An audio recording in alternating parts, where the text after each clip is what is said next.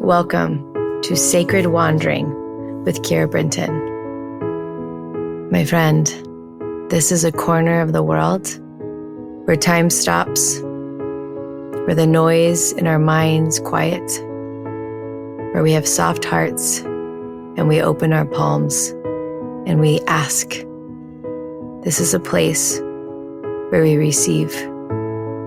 I invite you to join me as we wander through the sacred together. Welcome to Sacred Wandering. Good morning, my love. Let's take a nice deep breath in together, all the way down to the tips of our toes. And out. Let's do that again. Deep breath in. And out. One more. And out. Let's call on all of our angels and our guides and through the divine light that they may be with us today. That they may hold us today, but that they may participate with us in all that we do. We're going to bless our body that we may receive. We're going to ask that light may touch our ears so that we may hear the messages that need to be heard. We're going to ask that light may touch our third eye so we'll have access to all of our gifts. We're going to ask that light may cleanse our lips, that they may be cleaned and cleared and cleansed, that we only speak the words that we want to build, the worlds that we would like to build.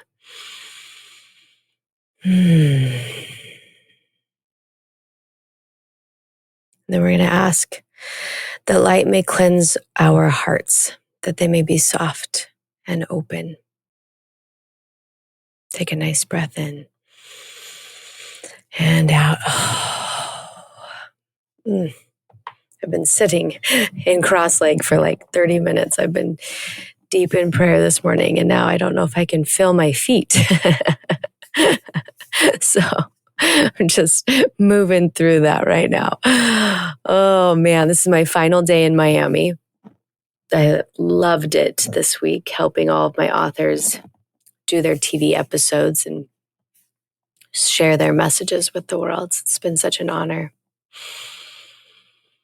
And in gratitude, in deep gratitude, I'm going to read to you a message I got from God. And if you've been with me for the last few months, you know it's been a wild few months. I had a few seizures. I ended up moving after my first seizure. And now I feel completely better. It's like I went through this deep transformative phase, and my body was matching the frequency of the new. And now I am seizure free, and I now live in a home that is a gift to the hard that happened. I would have never moved if I hadn't had the seizure because I needed to move closer to my kids' school. And so I speak that because when we're in the hard, it's like impossible to see God's hand. But when we get out, we see it. And I see the value of what happened. I see the value of why I had to go through that. It got me into this new home that faces the mountains. And every morning when I'm in town, I get to watch the sunrise. It's a home that is filled with so much light. There's something about it. It was a brand new home, so no one's energy was ever in it before. And I just love it. I love that I got to move there. I love that I get to live in the middle of the country again. And I wake up and I see cows and I see horses and I see sheep. And there's a stillness to the country that doesn't exist in the city. And I'm so grateful for the seizure that made me move. And this message that I'm reading to you is the message I got just a few weeks after that.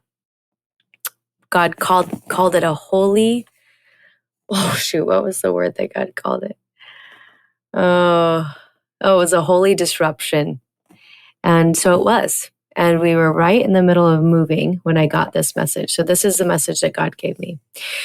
You do understand the enormity of the job before you in unpacking your home. And you also understand it won't happen today. The same goes for the visions you are given. The enormity cannot be done in one day. Take it one box at a time. I love that parable. I love that it's an analogy of so often we are given visions and it feels like we want to unpack the vision in one day. And God's like, hey, this is enormous, like one box at a time. And what's crazy is now that I've been in my home since then, I actually unpacked my whole house in 1 week, in 7 days, while I was working full time, while I was raising my kids, because my sister came to town and we tackled it together. And we literally had all boxes unpacked within 7 days, which is crazy. And it's so amazing to see that truth after reading this message, which happened way before, right? So, yes, God's saying one box at a time. It's not going to happen in one day, but what if it could happen faster than you could imagine? I mean, I didn't think I could get unpacked in 7 days, and we did. There's a lot of things I've done towards my visions that have happened faster than I ever expected. And then there are moments of slowness. And there are moments that feel like, how could this ever be done? How could this ever be accomplished? And it's in those moments that we have to remember to just wait. Wait on the Lord. Wait on the miracles. Wait on all that is ahead. And trust that it will always happen in divine time. It's always going to happen in divine time. Our time is not God's time. All right? So we're going to take a nice breath in. We're going to pick up whatever vision it is that God has given you that feels heavy, that feels impossible. We're going to put it into God. And we're going to take a nice deep breath in. We're going to allow God to transfigure it into accessible actions. We're going to ask that God may bring this vision into reality, into this time and space reality.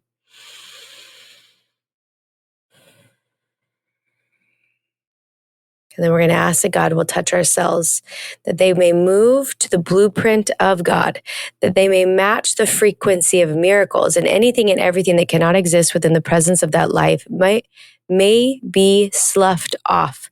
And in gratitude, we release the cells that cannot match the frequency of miracles. We thank them for what they did because they got us here. But now we need our cells, our physical cells, to match the frequency of miracles so that we may call them forth, so that we may be the miracle creator, the miracle worker, the manifester that we were created to be. Anything less than is agitating to our soul. So we're going to breathe in and we're going to breathe out, letting our cells match the frequency of miracles.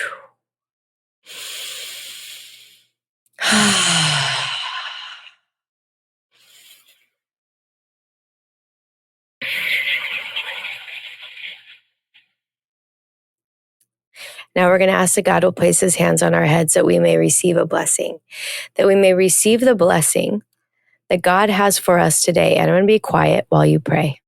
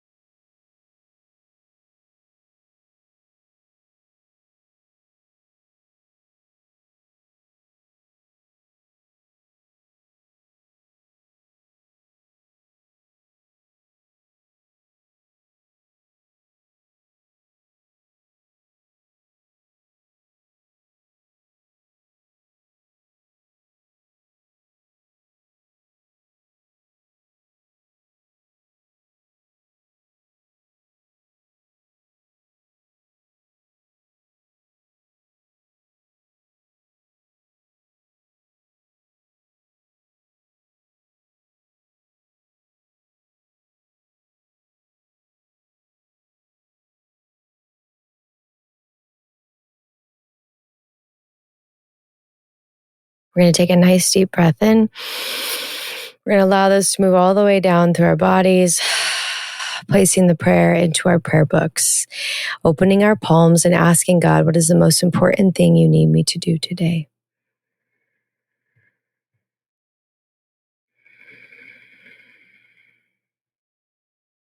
When you receive it, write it down. We're going to call on our angels and ask them to help us take this action. We're going to ask them to help us with whatever we need help with, that they may participate with us fully, wholly in this space, that we may not walk alone, that we may walk with divine support.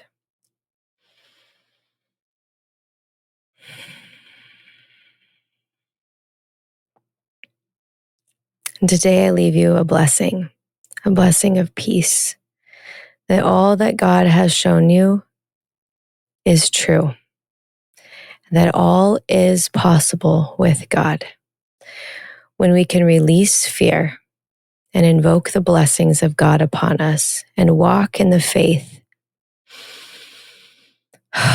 that matches God, we may watch these visions unfold. And with that, my love, I thank you for wandering into the sacred with me today. And I will see you tomorrow morning in our prayer corner. Thank you, my love, for wandering into the sacred with me today. It is always an honor to hold this space for thousands of us to gather daily in sacred devotion. If you feel called to deepen this practice and join me live, I invite you to be a part of the Sacred Wandering Circle, a private, intimate space where we share our daily blessings in a Facebook group and gather once a month for a live 1-hour session. We come together to bless the body, to pray, and to receive. There is so much power when we unite with others who hold the sacred sacred. If your heart is nudging you, you can find the link in the show notes. And remember, you don't need anyone to help you hear God. You are the conduit. God speaks directly to you. And your prayer corner, it lives within you always.